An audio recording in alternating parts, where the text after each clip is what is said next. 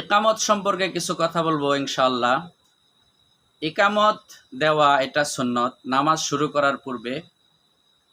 এটা যারা জামাতে উপস্থিত হয়েছে সকলেরই জবাব দিতে হয়, এটা সুন্নত।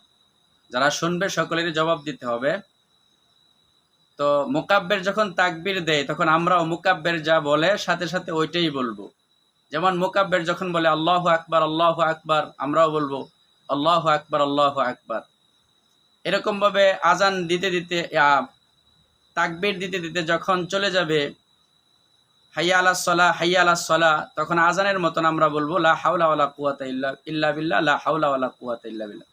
যখন বলবে হাইয়া আলাল ফালাহ হাইয়া আলাল ফালাহ, তখনও আমরা বলবো লা হাওলা ওয়ালা কুওয়াতা ইল্লা বিল্লাহ, লা হাওলা ওয়ালা কুওয়াতা ইল্লা বিল্লাহ।